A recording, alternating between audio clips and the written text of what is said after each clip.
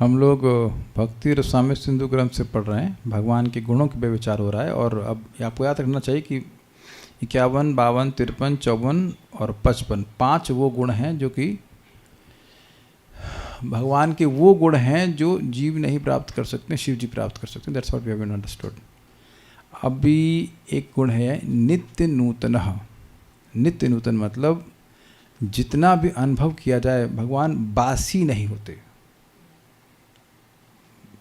बासी समझते हैं ना, बासी होना, एवर फ्रेश। तो उसको हम लोग अब देखेंगे। मेरे पीछे बोलिए। सदानुभूयमानोऽपि करोत्य। थोड़ा सा उसका आवाज़ कम कर दे, फीडबैक हो रहा है। ऊपर से आवाज़ कीजिए कम, ऊपर से गेन ऊपर वाला गेन, लेफ्ट थोड़ा कम कीजिए। हाँ कम कीजिए, बस ठीक है। सदानुभूयमानोऽपि करोत्यननुभूतवत् विस्मयं माधुरीभिर्यः सप्रोक्तो नित्यनूतनः सदानुभूयमानोऽपि करोत्यननुभूतवत् विस्मयं माधुरीभिर्यः सप्रोक्तो नित्यनूतनः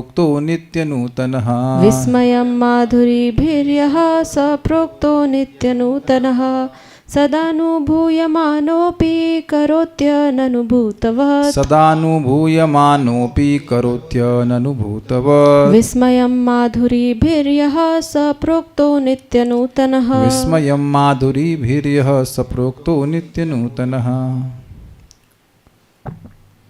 सदा अनुभूत होने पर भी, अनुभूत मतलब अनुभव होने पर भी, जैसे लाइक अभी आप इस क्लास का अनुभव कर रहे हैं, हरि नाम का अनुभव करते हैं, भगवान के प्रसाद का अनुभव करते हैं, भगवान के संबंध में जो भी वस्तु अनुभव करते हैं, भगवान का अनुभव करते हैं।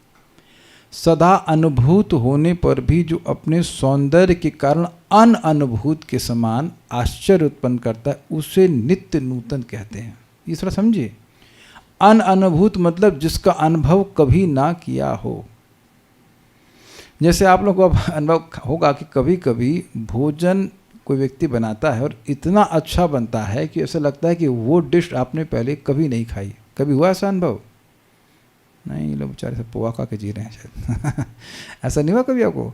सेम वही आलू बैगन सब्जी, बट इतना बढ़िया बनाया जाता है कि वो हो वाह वाह, ऐसा लग रहा है कभी, ऐसा लग रहा है पहली बार खा रहे हैं, कभी उससे पहले खाए नहीं। तो पॉइंट क्या है, जब भी आश्चर्य होता है तो रस होता है। तो भगवान श्री कृष्ण का जो अनुभव है वो, जब व्यक्ति को भगवान का प्रेम मिल जाता है, I would put like this, तो अब उसको नित्य नवीन लगते हैं श्री कृष्ण। वो एक बार देखता है तो ऐसा नहीं कि उसको लग रहा है क्या देखना, वही देखना। नहीं, देखिए ड्रेस चेंज करें श्री कृष्ण, ये अपेक्षा नहीं है। हम लोग भगवान को देखते हैं और अच्छा लगता है, भगवान नए नए ड्रेस में ला जाता है, लेकिन उसी ड्रेस में खड़े हैं और अब और सुंदर और सुंदर, जितनी बार देख रहे हैं, जैसे देख रहा है और सुंदर लग रहा है। उसका विज्ञान भी समझ लीजिए। जिसका प्रेम है उसको भगवान को देखेगा तो उसको आश्चर्यमय रस महसूस होगा। तो उस आश्चर्यमय रस का अनुभव होने से प्रेम बढ़ जाएगा। ये हम लोग पहले पढ़ चुके हैं। और जब प्रेम वर्धमान होगा तब क्या होगा, फिर भगवान को देख रहा है तो फिर अब और प्रेम बढ़ रहा है, तो फिर प्रेम बढ़ेगा तो और भगवान का सौंदर्य और भगवान का माधुर्य बढ़ने लगेगा। ये विज्ञान है। Is it all understood? Very easy, very clear. तो यहाँ पर देखेंगे कि व्यक्ति को कोई भी इंद्रिय तृप्ति की वस्तु है तो शुरुआत में कुछ क्षणों के लिए शुरुआत में बड़ी अच्छी लगती है, लेकिन बाद में उसकी वास्तविकता प्रकट हो जाती है, उसमें कोई दम नहीं है, क्योंकि वो जड़ वस्तु है। लेकिन भगवान सच्चिदानंद स्वरूप हैं, तो इसलिए भगवान का अनुभव होने पर व्यक्ति को वो नए नित्य नवीन लगते हैं। और आप लोग को भी अनुभव होगा कि हम लोग गीता के श्लोक पढ़ते हैं, भागवतम के श्लोक पढ़ते हैं। ऐसा नहीं कि कोई श्लोक पढ़ लिया है तो दोबारा पढ़ने में लगा अरे क्या है। आप इसको समझ लीजिए कि जैसे अखबार पढ़ता है सुबह तो शाम को पढ़ने का मन नहीं करता, कल तो बिल्कुल पढ़ने का मन नहीं करता है कि नहीं। किसी गाने को कितना व्यक्ति पढ़ लेगा। यहीं आप देख लीजिए कि भक्त लोग, अभी तो कोई प्रेम नहीं, अभी तुम लोग अनर्थ निवृत्ति में ही हैं, लेकिन मोस्टली तो तब भी रोज हरे कृष्ण मंत्र 2 घंटा जब करते हैं तो क्यों बोरियत थोड़ा होती है। तो जैसे जैसे प्रेम, जिसका प्रेम वर्धित होगा उन्हें कैसा अनुभव होगा तो आप कल्पना ही कर सकते हैं। इसीलिए वे श्री कृष्ण को अभी छोड़ नहीं पाते हैं। ये बात है। यह जो सदा अनुभूयमानो अपि, सदा अनुभव किए जाने पर भी, मतलब निरंतर उनके नाम रूप गुण लीला, और गुणों में भी अनेक गुण, उनका अनुभव किया जा रहा है, उनका चर्चा की जा रही है। ऐसा नहीं कि एक क्षण के लिए भी उनके गुणों की चर्चा रोकी जा रही है, या उनके गंध की, किसी भी तरह से जो भगवान के संपर्क में आ रहा है वो लगातार भगवान का संपर्क कर रहा है। वो पॉइंट समझना हो कि भगवान से इतर कुछ नहीं जा रहा है, फिर भी भगवान बोर नहीं हो रहे हैं। फिर कह रहे हैं माधुरी भी अपने माधुरियों से, लीला माधुरी, भक्त माधुरी, जब अनेक वेणु माधुरी, जो माधुरी भगवान की ले लीजिए, अनुभूतवत। देखिए बड़ा बहुत बढ़िया शब्द है ये, अनुभूत, मतलब जिसका अनुभव न किया गया हो। और फिर वत क्यों लगाया? जैसा, क्योंकि देखिए जैसा लगाने की क्या जरूरत थी? देखिए कोई वस्तु हमने जैसे पहले कभी न अनुभव की हो और पहली बार अनुभव की हो तो वो फ्रेश लगती है। लेकिन वत लगाने का मतलब है कि बस उतनी वो जो फीलिंग है कि ये तो हमने पहली बार एक्सपीरियंस की, बस वो फीलिंग में कॉमन है। नहीं तो पिछला शब्द था कि सदा अनुभूयमानोपि, तो अनुभव तो निरंतर हो रहा है ना, लेकिन वो अनुभव कैसा हो रहा है कि मैंने कभी ऐसा अनुभव नहीं किया। क्या कैच किया आपने? ये श्लोक बहुत जबरदस्त है, सबको समझ में आ रहा है बात, इसीलिए वत लगा रहे हैं। अगर अनुभूत हो कर दिया जाएगा तो फिर गड़बड़ हो जाएगी कि तो आपने भगवान का अनुभव किया ही नहीं। जैसे हम इस जगत में किसी मधुर वस्तु को पहली बार अनुभव करते हैं तो एक एवर फ्रेशनेस की महसूस होती है। जैसे एग्जाम्पल आपको लेंगे तुरंत समझ में आ जाएगा, ये गंध का, कोई गंध आपको अनुभव होती है पहली बार तो बड़ी अच्छी लगती है, फिर आप जानते हैं, आप सब जानते हैं कि नाक अडेप्ट कर लेती है, फिर उस स्थान में रहने पर भी आपको गंध नहीं महसूस होती। सब लोग समझ रहे हैं इस बात को? यहाँ तक कि मैं भी कलकत्ता गया था जनवरी में, तो कौन सा एरिया हमको पता नहीं, एयरपोर्ट से जब आप पानी हटी जाएंगे रास्ते में पड़ता है, किलोमीटर के किलोमीटर बदबू आ रही है। हम लोग नाक बंद किए हुए हैं और सहन नहीं हो रहा है, कार बंद है तब भी बदबू आ रही है और लोग वहाँ रह रहे हैं। तो आप समझ गए ना कि वो उनके लिए कुछ मतलब वो बस एडजस्ट हो गए। तो बुरी चीज़ में भी एडजस्ट हो जाता है और अच्छी चीज़ में भी एडजस्ट हो जाता है। जो इत्र की दुकान में लगातार खड़ा रहेगा उसको कुछ समय के बाद इत्र की खुशबू नहीं आएगी, लेकिन आप जब एंट्री करेंगे बड़ी अच्छी खुशबू है, समझ में आ गई बात? तो जब वो जो सेंस ऑफ एवर फ्रेशनेस है, जो सेंस ऑफ क्या कहूँगा मैं, नॉवेल्टी कहेंगे, नूतनता तो है ही, सेंस ऑफ, अरे संस्कृत नहीं इंग्लिश बोल रहा था मैं, मतलब sense of ever freshness, newness कह लीजिए या नॉवेल्टी कह लीजिए, नॉवेल, नयापन, वो सदा कृष्ण में बना रहता है।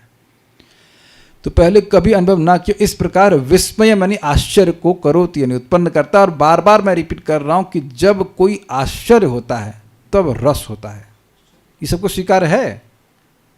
हम बार बार खाने के एग्जाम्पल देते हैं कि कई बार अच्छा खाने को मिल जाता है तो आपको एकदम अरे ये निकलता है, अरे क्या बनाया यार।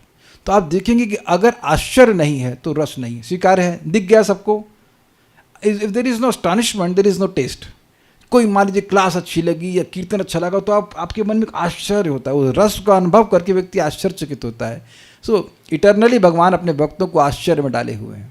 और इसको आप लोग जो सुने तीसरे स्कंद में, वो 4 कुमार बच्चे गए थे, भगवान विष्णु को देख रहे हैं, तो कभी चरणों को देख रहे हैं, कभी भगवान के चेहरे को देख रहे हैं, कभी वहाँ तृप्ति हो नहीं रही है, लेकिन फिर चरण को देख रहे हैं, फिर ऊपर देख रहे हैं, they are becoming bewildered by the test.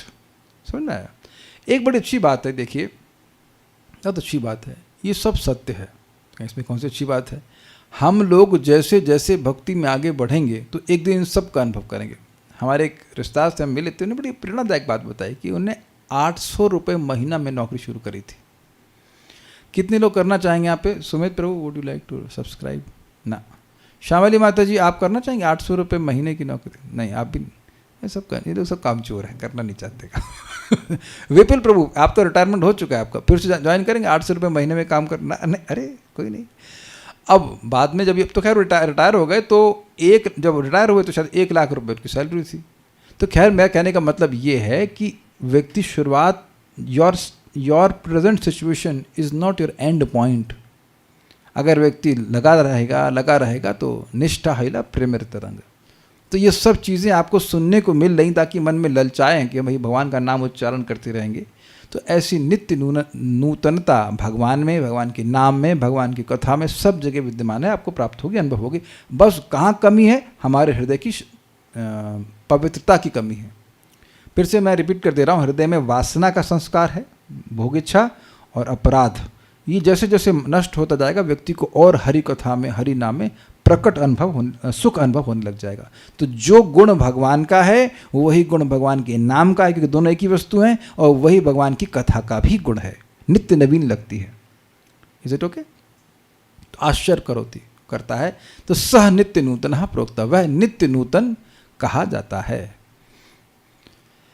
यथा प्रथमे 1:11-33, ये प्रथम स्कंद के 11वें अध्याय का वर्णन है। उसमें यहाँ पर बता रहे हैं कि भगवान अपनी रानियों के बिल्कुल पास में रहते थे, फिर भी भगवान उनकी रानियों को नए नए लगते थे। तो यह बात यहाँ पे बोल रहे हैं, मेरे पीछे बोलिए।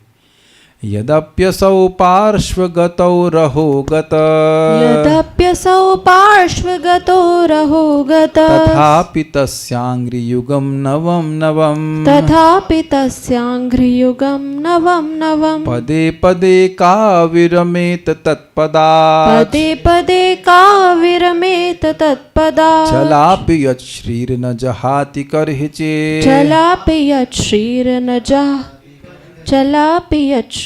जहाति कर्हिचे। यद्यप्यसौ पार्श्वगतौ रहोगत, यद्यप्यसौ पार्श्वगतो रहोगत, तथापि तस्याङ्घ्रियुगं नवं नवं, तथापि तस्याङ्घ्रियुगं नवं नवं, पदे पदे का विरमेत तत्पदात्, पदे पदे का विरमेत तत्पदात्, चलापि यच्छ्रीर्न जहाति कर्हिचे, चलापि यच्छ्रीर्न जहाति कर्हिचित्।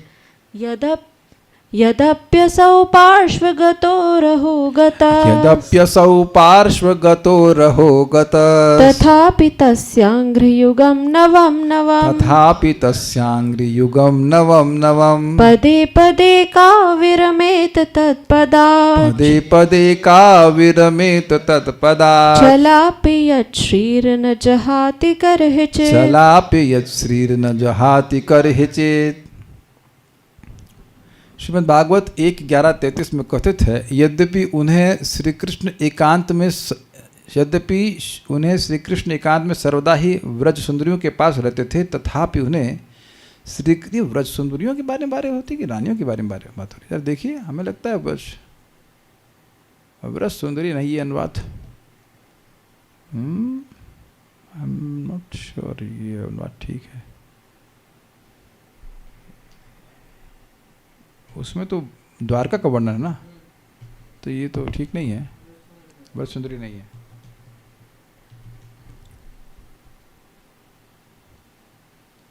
एक्सक्लूसिव बाय देयर साइड्स,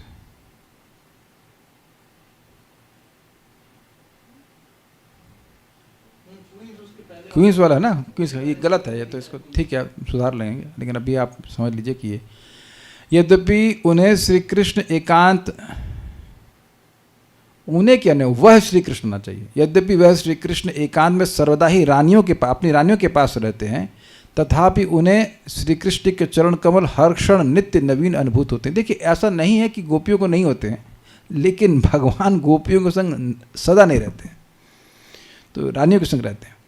और वो जो यहाँ पे 11th चैप्टर है, उसमें रानियों का ही वर्णन है, कंटेक्स्ट जो, जब स्वभाव से ही चंचल लक्ष्मी उन्हें एक क्षण के लिए भी कभी नहीं छोड़ती, फिर उनके पास रहकर किस रमणी गोपी की तृप्ति हो सकती है? किस रमणी गोपी बोले, किस स्त्री की तृप्ति हो सकती है? मतलब नहीं हो सकती है। इसे रेटोरिकल क्वेश्चन। यद्यपि असौ रहगता, यद्यपि वे श्री कृष्ण रहगता मतलब एकांत में पार्श्वगता, पार्श्व मतलब एकदम पास में, निकट में, उन समूह के पास ही रहते थे, तथापि फिर भी तस्य अंग्रियुगम, श्री भगवान के दोनों चरण कमल उन सबों को पदे पदे अर्थात नवम नवम, पग पग पर नए नए एवं ही प्रतीत होते थे। आप थोड़ा समझ लीजिए इस बात को। ये बात क्या है? देखिए, कोई व्यक्ति आपके संग रूम में रहे, रूम शेयर करे, तो कब तक नया लगेगा? आपने सुना ना, फैमिलियरिटी ब्रीड्स कंटेम्प्ट, झगड़ा नहीं हो, ये बहुत बड़ी उपलब्धि है। एक वक्त शादी किए तो एक महाराज जी उनको बोले कि भाई देखो, 2 रूम में रहना 2 रूम रहना, ये कॉन्स्टेंटली पति पत्नी एक ही रूम में रहेंगे, फिर जहाँ राग है पर उसके साथ द्वेष भी हो जाएगा। और देखा जाता है पति पत्नी में भी कि भाई अब कुछ समय के लिए तो या काफ़ी समय के लिए अकेले भी रहना चाहते हैं, भाई अभी छोड़ दो हमको अकेला रह, तो यानी कि बोर हो गए ना। जो बहुत अच्छी लग रही थी वो एटलीस्ट 4-5 घंटे के लिए तो बिल्कुल अच्छी नहीं लग रही, नहीं भाई थोड़ा एकांत चाहिए, यही ना। अब कुछ में विरोध है किसी का, ऐसा कोई मैं गलत बोल रहा हूँ? तो अब भगवान नित्य उनके साथ रह रहे हैं, लेकिन उनको हर क्षण नए लग रहे हैं। वो एक क्षण के लिए भी उनकी रानियाँ नहीं चाहती हैं कि भगवान उनसे दूर चले जाएं। और एक आशय बड़ा सुंदर है, उनके चरण युगल की बात क्या हो रही है, देखिए बड़ा इंटरेस्टिंग है। चरण नए लग रहे हैं, चरण नए लग रहे हैं मतलब उपलक्षण से सभी भगवान के सारे अंग नए लग रहे हैं, एक बात। और दूसरा बात ये है कि इससे उनका दास्य भी सूचित हो रहा है। हर रानी ये सोचती है कि मैं श्री कृष्ण की चरण दासी हूँ, चरण सेविका हूँ, ये भी बात आती है यहाँ पर। लेकिन वो एक पॉइंट यहाँ पर नहीं है। पॉइंट बस ये है कि भगवान की सेवा की उत्कंठा कम नहीं हो रही है, यद्यपि भगवान उनके साथ हैं। इसको थोड़ा सा होल्ड करके विचार कीजिएगा, क्या आप किसी को ऐसा प्रेम कर सकते हैं कि वो आपके संग निरंतर विद्यमान रहे और निरंतर आपको नया नया लगे? देन फ्रॉम दैट पर्सपेक्टिव, और वो भी एक स्त्री को नहीं, 16,108 रानियां हैं, उन सब के संग भगवान है। ये तो सब जानते हैं, भगवान अपने को विस्तारित कर लेते हैं, हर महल में रहते हैं, तो समझ रहे हैं आप। That is Krishna's beauty. और देखिए यहाँ भी तो भक्त सब लोग हरे कृष्ण मंत्र जपते, तो कौन बोर हो रहा है इससे? जबकि अभी प्रेम नहीं मिला, अभी तो हृदय शुद्ध होने के लिए बहुत समय बाकी है, फिर भी कौन बोर हो रहा है? सबके संग कृष्ण है ही। तो ये बड़ी सुंदर बात है। तो एकदम से श्लोक से क्लियर हो रहा है कि भगवान के चरण जो है वो मतलब भगवान जो है नित्य नूतन लग रहे हैं। चरण से समझ के, चरण का उपलक्षण है, अन्य सब अंग सब भगवान के सौंदर्य वो सब नया लग रहा है। यत श्री भगवान के जिन चरणों को श्री चलापी लक्ष्मी जी जो स्वभाव से ही चंचल होते हुए भी करहिचित न जहाती, कभी भी नहीं त्यागती हैं। ये समझे बात? लक्ष्मी जी का नाम एक और है चंचला। चंचला मतलब आज किसी व्यक्ति के पास हैं और कल नहीं रहेंगे। देखा गया है कि लोग बहुत धनाढ्य होते हैं, धनवान होते हैं, और पता लगा वो करोड़पति से रोडपति हो गए। और ऐसा भी देखा गया है कि रोडपति से करोड़पति हो गए। कर्मानुसार दैव अनुसार व्यक्ति की लक्ष्मी ट्रांसफर होता ही रहता है। तो ये प्रसिद्ध बात है कि लक्ष्मी जी चंचला हैं, लेकिन वो लक्ष्मी जी भगवान के चरण को नहीं छोड़ पाती। क्यों नहीं छोड़ पाती हैं भाई? इसे समझ में आ रहा है कि लक्ष्मी जी एक आदमी से बोर हो जाती हैं इसलिए छोड़ देती हैं, फिर किसी और के पास चली जाती हैं, है ना। आप सोचिए कि मदन मोहन मंदिर वृंदावन का कितना बड़ा मंदिर है, बड़ा। अब के हिसाब से सोचिए, उसके काफ़ी तो तोड़ दिए गए थे उसके मतलब स्टोरीज। औरंगजेब को मदन मोहन मंदिर के ऊपर जो दिया जलाते हैं, बड़ा दिया, उसकी लौ आगरा से दिखाई दी इसको। Can you imagine this? तो उसका ये लौ क्या चल रही, कहते हैं ये मदन मोहन मंदिर है वृंदावन में, उससे ये वहाँ पे उसकी छत पे मतलब जो भी छत होगा जो भी उसमें जलाई जाती है, तो उसको बड़ा क्रोध आया, फिर आकर के उसने चढ़ाई करी, जो कुछ किया और तोड़ा उसको। तो अभी मंदिर उतना बड़ा नहीं है, लेकिन आज भी जितना मंदिर है उसको बनाने में बहुत पैसा खर्च होगा। और ये सारा मंदिर किसने बनाया? एक नमक बेचने वाले व्यापारी ने। तो आप में से कितने लोग नमक का व्यापार करना चाहेंगे? This is not interesting? नमक का व्यापार करने वाले व्यक्ति ने बना दिया। मैं खाली ये बोलना चाहता हूँ कि आज वो ये जो प्रोफेशन है नमक वाला, इतना प्रॉफिटेबल तो नहीं कि आप इतना बड़ा मंदिर, करोड़ों का मंदिर खड़ा कर दो। कि आजकल तो सीमेंट से बनाते हैं, पहले तो क्या कहते हैं चूना सा, कितना मुश्किल है, मोटी मोटी 14-14 इंच की और मोटी मोटी दीवारें बनाते थे, कितना कठिन है। अब तो वो सिस्टम ही बंद हो गया है बनाने का। Point what I am trying to say is कि लक्ष्मी जी ऐसा है ही, जो बिजनेस आज चल रहा है कल बंद हो जाता है, पूरा बिजनेस ही ठप हो जाता है कि नहीं? उसे बूम बोलते, क्या बोलते हैं बूम, दूसरा वर्ड क्या होता है? एनीवेज, तो जो भी है, मतलब पहले कंप्यूटर इंजीनियरिंग कभी थी नहीं कोई ज़माने में, एक ज़माने में खूब पैसा कमा रहे थे, फिर अब डाउन जा रहा है, ये सब चलता रहता है, क्रैश और बूम चलता रहता है। तो एक ही बिजनेस में लक्ष्मी जी नहीं टिकती हैं, तो आप सोचिए कि एक व्यक्ति के पास कैसे टिकेंगी? तो खैर, तो कह रहे हैं कि ये बात क्या है, चलापी का मतलब स्वभाव से ही चंचल। अब स्वभाव आप जानते हैं कि किसी का जो स्वभाव होता है वो बहुत प्रयास करने पर भी चेंज नहीं होता है। तो लक्ष्मी जी अपने स्वभाव के बिल्कुल विपरीत भगवान के चरण को कभी नहीं त्यागती हैं, क्योंकि भगवान के चरण उनको नित्य नूतन लगते हैं। आप थोड़ा समझिए, वो पॉइंट समझ रहे हैं। लक्ष्मी जी को नए नए व्यक्ति चाहिए, ऐसा कर कहा जाए तो। मैं इसको भी क्लैरिफाई करूंगा, अब अपराध नहीं लीजिएगा, अभी आगे क्लैरिफाई किया जाएगा। तो अगर समान शब्दों में क्या चला पे, मतलब आज इसके पास रह नहीं, इसके पास रह नहीं, लेकिन क्योंकि भगवान के चरण नित्य नूतन हैं तो इसलिए वो कभी चेंज ही नहीं करती हैं। She always feel the change. जो चेंज उनको अनुभव करना है वो भगवान के चरणों से अधिक कहीं हो ही नहीं सकता है, क्योंकि और अधिक। अच्छा, दूसरी बात क्या है, चेंज फॉर गुड। पहले जितने मधुर थे उससे और अधिक मधुर, उससे और अधिक मधुर। तो इसलिए कह रहे हैं कि जब लक्ष्मी जी स्वभाव से चंचल होते हुए भी भगवान के चरणों को कभी नहीं त्याग पाती हैं, तो फिर अन्य स्त्रियों का तो कहना क्या, जो इतनी चंचल नहीं है। तत्पदार्थ, उन चरण कमलों को का मतलब कौन स्त्री विरमित यानी छोड़ सकती है, रोक सकती है उसको उनकी सेवा करने से, अर्थात नहीं कर सकती। और अगर कोई छोड़ रही है तो उसका मतलब है कि भगवान का प्रति उसका प्रेम नहीं है। दुर्गम संगमनी टीका बड़ी इंटरेस्टिंग है। पूर्ण स्वरूप और उसके आभास के अभेद के अभिप्राय से कहा गया है, और ये इस प्रकार है कि जो निश्चय ही अन्यत्र अपने आभास मात्र से ही स्थिर नहीं होती हैं, वही लक्ष्मी जी अपने स्वरूप से वहाँ श्री कृष्ण में परम स्थिरा हो जाती हैं। ये श्री कृष्ण के विशेष महात्म्य के प्रदर्शन के लिए कहा गया है। आप समझ में आए क्या लिखा है यहाँ पे?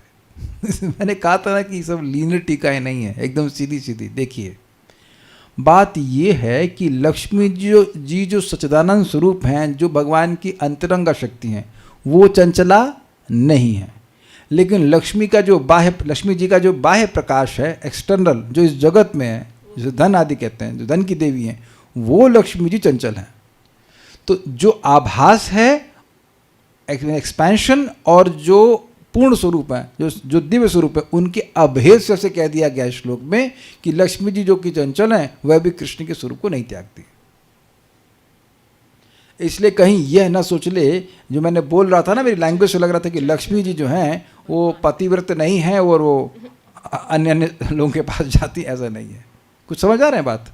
तो जीव को समझिए, क्लैरिफाई कर रहे हैं कि जो लक्ष्मी जी हैं जगत में जो हैं, बाह्य प्रकाश लक्ष्मी जी का, वो इस अस्थिर रहते हैं। थोड़ा संभाल के जाइएगा अगर जाएंगे तो। आप इधर बैठ जाओ ना।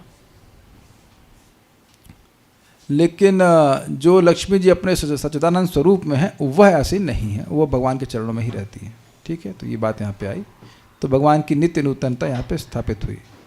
यथा वा ललित माधवे, ललित माधव में भी बड़ा सुंदर श्लोक है, ये राधा रानी जी के द्वारा बोला गया है। लेकिन अब ये यहाँ बोलने वाली चली गई, लेकिन कोई बात नहीं, कुछ काम था।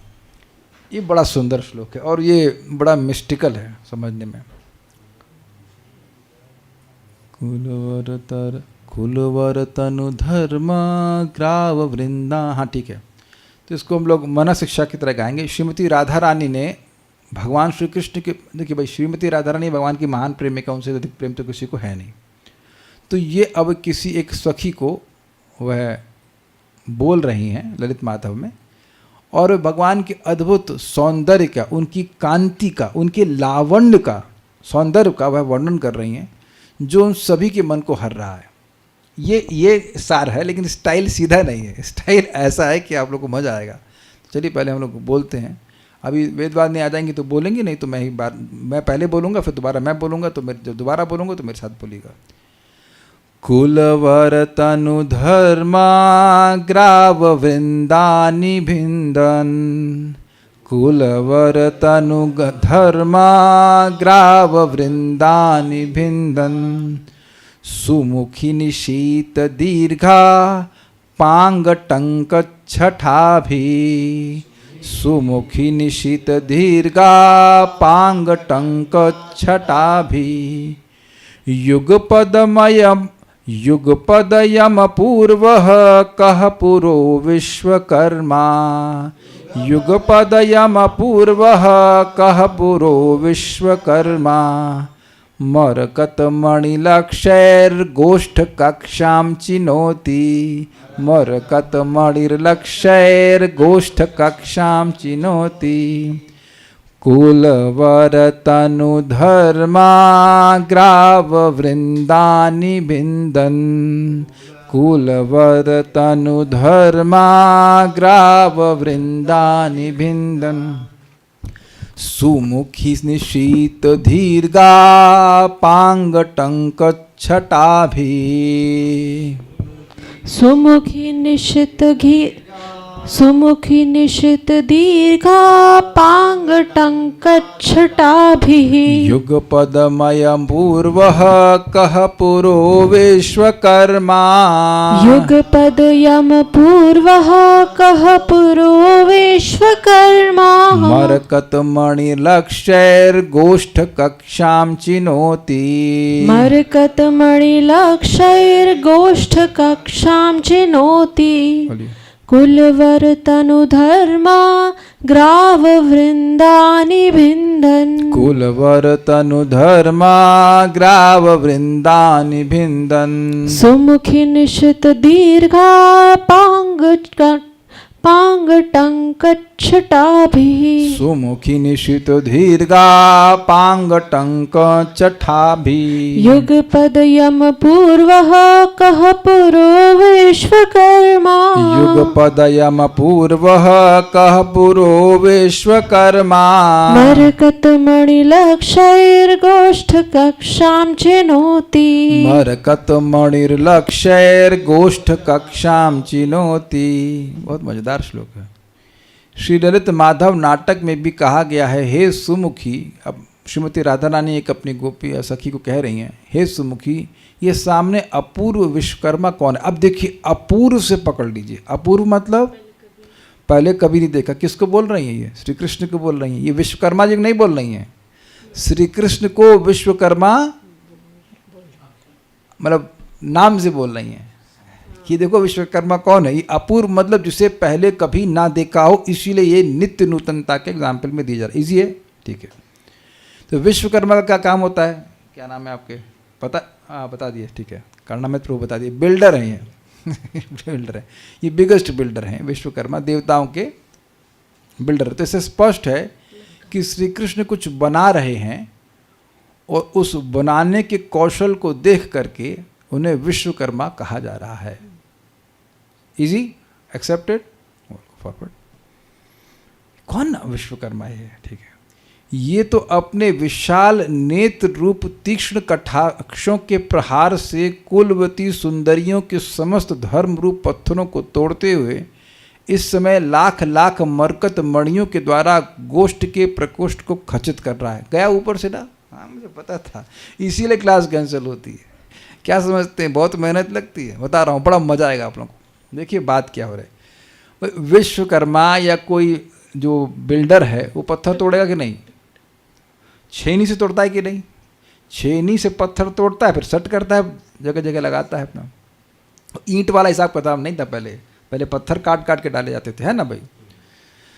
तो अब कह रहे हैं कि भगवान अपनी दृष्टिपात से, अपने कटाक्ष, तो कटाक्ष कैसे है? छेनी के समान ठीक है। और वो छेनी जो है वो कुलवती सुंदरियों के जो धर्म रूप पत्थर है उन्हें काट दे रहे हैं, तोड़ दे रहे हैं। और दूसरा क्या काम कर रहे हैं? ये मरकत मणि मीन्स नील मणि, इंद्रनील, ब्लूइश मणियाँ। तो भगवान ये प्रकोष्ठ समझिए। गोष्ठ मतलब गायों का स्थान और प्रकोष्ठ मतलब घेरा, boundary wall of a cow pen English में कहा जाएगा। तो समझे बात? जहाँ गाय घूमती हैं उनका बाउंड्री वॉल। तो कृष्ण जैसे ही प्रवेश किए तो उनकी नीली आभा से वो सारे जो बाउंड्री में जो लगे हुए हैं पत्थर या जो कुछ भी लगा हो वो सब नीले नीले हो गए। तो ऐसा लग रहा है कि भगवान ने वो जो बाउंड्री है वो मरकत मणि से बना दी। कुछ आया कुछ आया आपके दिमाग में? क्या बात हो रही है? विजुलाइज कर पा रहे हैं? फिर रिपीट कर रहा हूँ। भगवान, देखो भगवान काम क्या कर रहे हैं। भगवान का जो प्राइमरी काम है वो पहले समझ लीजिए। भगवान गायों को लेकर के आए। अब गायों को गौशाला में रखा जाएगा तो गौशाला के अहाता होगा कि नहीं? जहाँ पे गाय रोकी जाएंगी, खोला तो नहीं छोड़ देंगे ना गायों को। तो अब गायों की जो बाउंड्री दीवार है वो भगवान के प्रवेश करने से, भगवान के जो अंग कांति है उसकी वजह से सारा जो बाउंड्री है वो गई नीली नीली। इसको थोड़ा समझिए। आपने कभी शाम के समय सूर्य की रोशनी का प्रभाव देखा है?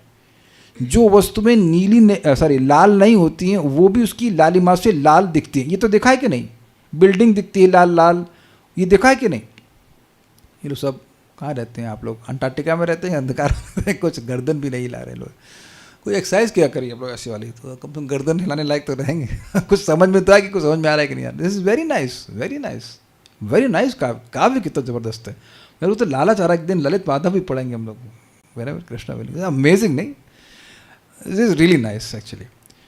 तो अब क्या कह रहे हैं? खचित करने का मतलब होता है रखना, पत्थर को काट काट कर रखना, बेसिकली दीवार बनाना। आपने देखा है दीवार, चिनाई समझते हैं चिनाई करना? कितने लोग समझते हैं चिनाई करना? ईंट की चिनाई करते हैं। पूजा माता जी, डू यू अंडरस्टैंड चिनाई करना? श्री वल्लभ माता, हाँ माता जी को तो एक्सपीरियंस है। ब्रजभूषण प्रभु जानते हैं, घर और बनवाई हैं, फैन विपुल जोशी प्रभु, वेरी गुड। तो चिनौती शब्द मतलब चिन्ना, चिन्ना, नॉट चुनना, चिन्ना। अरे एक ईंट रखी हुई, मसाला लगाया, फिर ईंट, इंजीनियर के कहाँ का इंजीनियर है आप? सिविल, तो मैं कह रही हूँ तो सिविल थोड़ा थोड़ा पढ़ाते हैं। कंप्यूटर साइंस में पहुँच गए आप। अब जब पूछा तो कंप्यूटर साइंस चले गए। तो ये चिनौती का मतलब समझ रहे होंगे। सबने घर अगर बनवाया तो जानते हैं, ईंटें लगाते हैं ना, सेट करते हैं, उसको चिन्ना कहते हैं, दीवार चुनना कहते हैं, चिन्ना। तो कह रही हैं कि ये मरकत मणि से, ये कितना अद्भुत विश्वकर्मा है कि ये मरकत मणि से, मणियों के लाखों लाखों मरकत मणियों से गायों की जो बाउंड्री वॉल है उसको चिन रहा है, मतलब मणियों सेट करके दीवार बना रहा है, बाउंड्री वॉल बना रहा है मणियों से। लेकिन हो क्या रहा है समझ लीजिए, हो ये रहा है कि भगवान के प्रकाश से जो बाउंड्री दीवार के पत्थर होंगे, जो कुछ भी, वो सब मणि जैसे लगने लग गए हैं। बाउंड्री दीवार में पत्थर रहता है ना, तो वो सब भगवान के प्रकाश से मणि जैसे लगने लग गए। तो उसको बोल रही है देखो तो मणि से दीवार चिन रहा है। एक बात, ये काम तो श्री कृष्ण कर रहे हैं बिकॉज वो हैं वहाँ पर, और वो उनकी शरीर की आभा है, उस आभा से सारे पत्थर मणि जैसे लगने लग गए।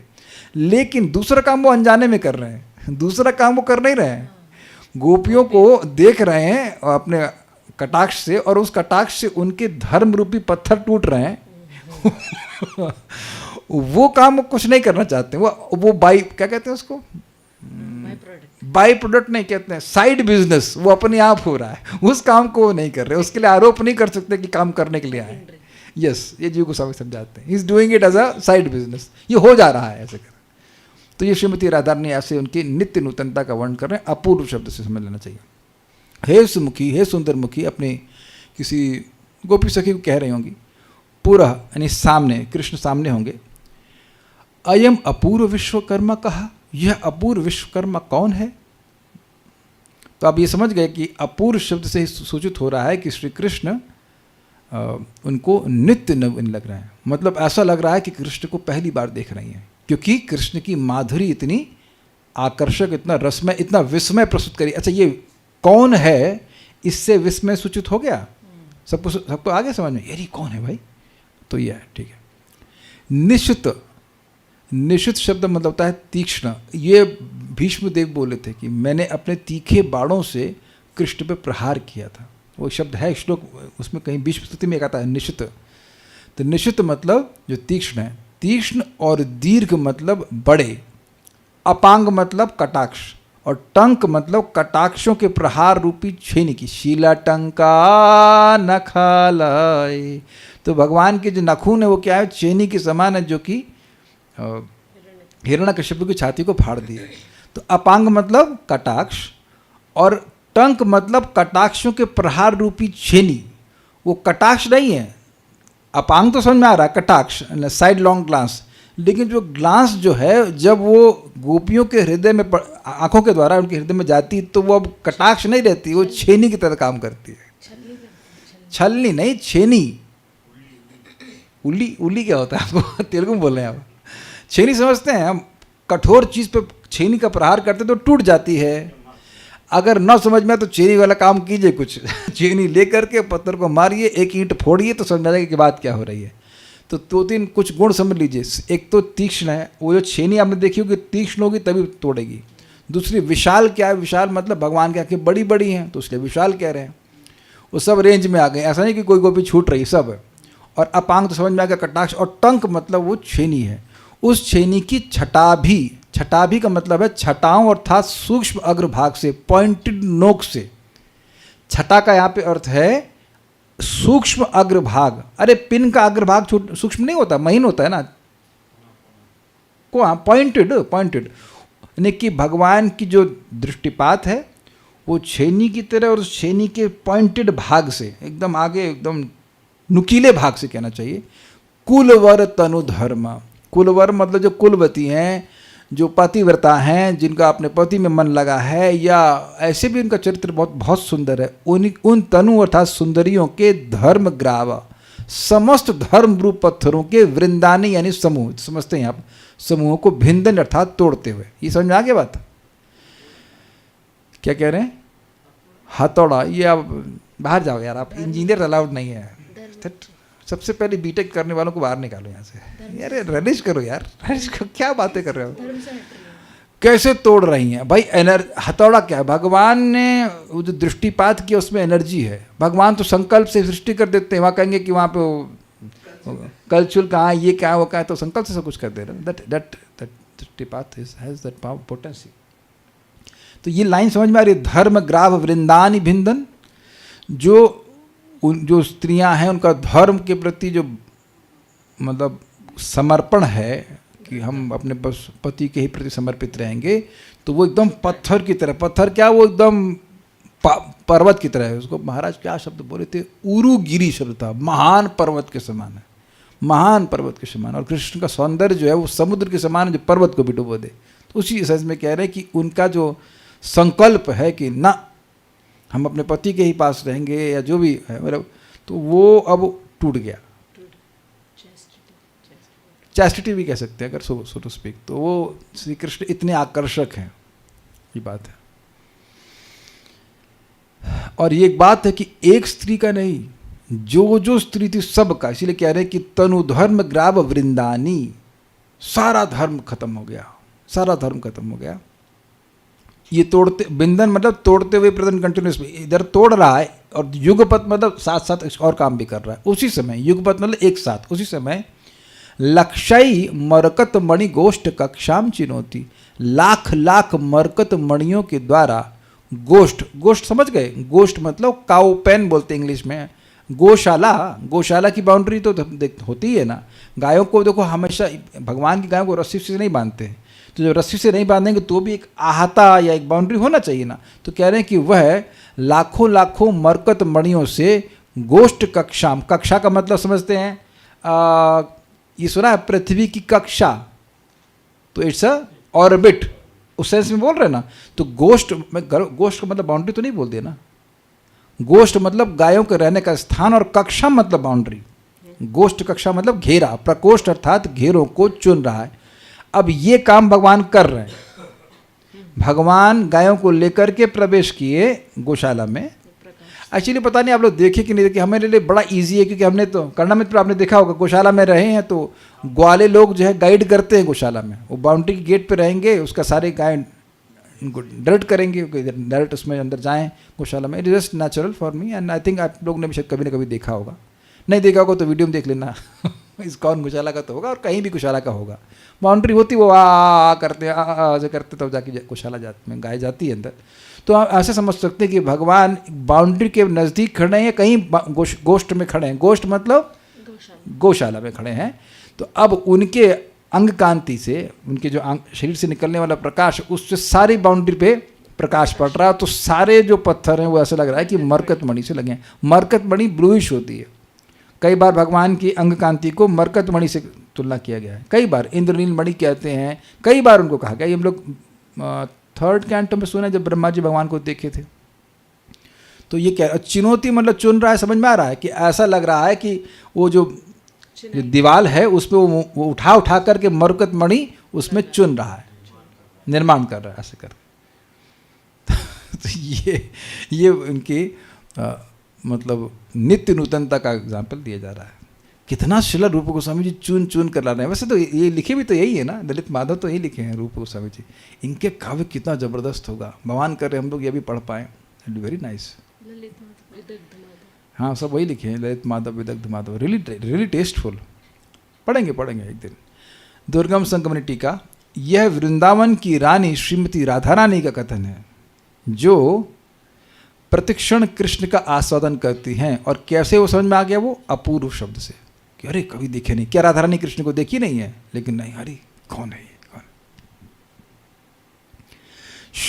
देखिए एक बात समझिएगा, राधा रानी काव्य नहीं कर रही है, वो अपना एक्सपीरियंस शेयर कर रही है। उनको वाकई श्री कृष्ण विश्वकर्मा जैसे लग रहे हैं कि जो वाकई एक दीवाल बना रहे हैं मरकत मणियों से। That's how she is speaking like this. श्लोक में अभिव्यक्ति की शक्ति के कारण ये समझा जाता है कि उन्होंने कृष्ण को निरंतर अधिकाधिक अनूठे तरीकों से अनुभव किया। ये बात समझे, जो वो अपूर्व बोल रही है ना, उससे इंटेंसिटी क्लियर हो रही है उनकी कि क्या उनको एक्सपीरियंस, अरे ये तो कभी नहीं देखा, ये कौन विश्वकर्मा आ गया। और आप जानते हैं कि राधा रानी कृष्ण के अलावा किसी को देखती नहीं है। ऐसा नहीं कि किसी विश्वकर्मा को देख लिया, ऐसा कुछ भी नहीं हो, केवल कृष्ण को ही देखती हैं। सब जानते हैं ना, वो अंधी के रूप में आई थी और वो वृषभानु जी बड़े दुखी थे, और जब तक कृष्ण को उनके सामने नहीं लेके गए वो देखी ही नहीं, कुछ आँखें नहीं खोली, तो कृष्ण के अलावा किसी को देखती ही नहीं है। अब इसलिए अपने गोप सखियों को देखती होंगी, लेकिन ऐसे किसी पुरुष को नहीं देखती हैं। लेकिन फिर भी तो वो कह रही है अपूर्व। मैं कह रहा हूँ अपूर्व का मतलब जब जिसको कभी और किसी चीज़ को देखती ही नहीं है, किसी व्यक्ति को नहीं देख रही हैं, तो वो भी कृष्ण को ही देख रही है। और कृष्ण का क्या प्रति क्या अनुभव, अरे वाह अपूर्व विश्वकर्मा, ये कौन है भाई, कौन है। तो उस सेंस से समझना चाहिए कि ये निरंतर उनको नए नए अनुभव हो रहे हैं, अनूठे तरह को अनुभव किया कृष्ण को। इस प्रकार यह श्लोक नित्य नवीनता के उदाहरण के रूप में प्रयुक्त है। क्लियर हो गया ये? छठा का अर्थ यहाँ सूक्ष्म अग्रभाग है। किसका सूक्ष्म अग्रभाग? भगवान के कटाक्ष रूपी छेनी का अग्रभाग, जिससे वह स्त्रियों के धर्म रूप पत्थर को तोड़ देते हैं। मतलब इट इज़ वेरी शार्प। यह शब्द शिशुपाल वध से सटा छटा भिन्न घन सूक्ष्म नोक से युक्त ठोस वाक्यांश में भी पाया जाता है। मतलब कोट दे रहे हैं इस तरह से जी गोस्वामी जी की, वहाँ भी कहीं ऐसा है, जो भी है। अमर कोश के अनुसार कक्षा का अर्थ एक घेरा है, वो तो स्पष्ट हो गया। कक्षा आया था ना शब्द उसका, गोष्ठ कक्षा। हाँ, कृष्ण के श्यामल शरीर से निकलने वाली किरणों के कारण बाढ़ नीलमणि से बनी प्रतीत होती है। जो बाउंड्री वॉल है वो ऐसा लग रहा है कि नीलमणि से बनी है, वही मरकत मणि से बनी है। किंतु यहाँ कृष्ण में कुछ अद्भुत है।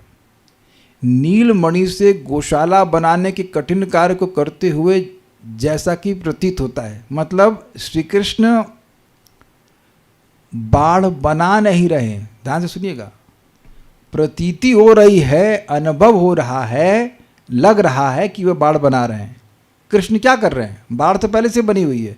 श्री कृष्ण वहाँ पे आके खड़े हो गए तो ऐसा लग रहा है कि वो नीलमणि सब, जो क्योंकि बाढ़ सारी नीली हो गई, तो इसलिए ऐसा लग रहा है कि मानो मरकत मणि की वह मतलब दीवाल बना रहे हैं। तो ये क्लियर हुआ? इंटरेस्टिंग है। तो ये तो इनको दिख रहा है। फिर कह रहे हैं वे एक साथ गोपियों के आत्म संयम के पत्थरों को भी तोड़ देते हैं। देखिए ये समझ लीजिए, जगत में लोग को अनुभव है। मान लो कोई सुंदर स्त्री दिखी, अब व्यक्ति एक बार देख लिया, नहीं देखना चाहिए, लेकिन कभी कभी बहुत सुंदर है तो नज़र बचा के फिर देखने का प्रयास करता है। जगत में पुरुष लोग ऐसा करते हैं। हो सकता है कि कोई लड़का भी ऐसा हो तो कोई लड़की देखना चाहे, लेकिन अब ये लड़कियों का संयम अधिक होता है, नहीं देखेंगे, लेकिन और गोपियों का तो बहुत अधिक है। उरु गिरी बोला गया। फिर भी वो संयम को तोड़ दिए, उस संयम को श्री कृष्ण तोड़ दिए अपनी माधुरी कारण। कृष्ण अपने, गोपियाँ अपनी आँखें कृष्ण के रूप से नहीं हटा पा रही हैं। यही बात हम बोल रहे हैं कि उनके आत्म संयम के पत्थरों को भी तोड़ देते हैं, उनका आत्म संयम टूट जाता है। यहाँ संकेत यह है कि गोपियों के धर्म को तोड़ना उनकी ओर से जानबूझकर नहीं है। ऐसा नहीं है कि वो धर्म तोड़ने के लिए आए हैं, वो तो बेचारे बाढ़ बना रहे थे। अब किसी और का पत्थर टूट जाए तो उसमें क्या गलती है उनकी? वो तो ऐसा नहीं कर, कितने इनोसेंट है, वो तो अपना दीवार चुन रहे हैं। उतने में गोपियों के पत्थर टूट गए धर्म के, ऐसा करके है। उम्मीद है कि आप लोग कुछ आस्वादन कर पाए होंगे। हमको बड़ा अच्छा लगा था, और ऐसा कुछ और अगले श्लोक भी होंगे, सो हम उसको भगवान ने चाहा तो कल पढ़ेंगे। कल पढ़ेंगे तब जब भगवान ने चाहा, मतलब जब भगवान मुझे सामर्थ्य देंगे समझने का। बिकॉज दिस थिंग्स गलतियाँ होना का संभावना है, और मैंने बताया ना लीनियर नहीं है। चीज़ें काव्य है, and it goes variety of distances. ठीक है, तो सुनते हैं, रुकते हैं। श्री श्री भक्ति साम्य सिंधु की जय, श्रील प्रभुपाद की जय, निताई गौर प्रेमानंदे।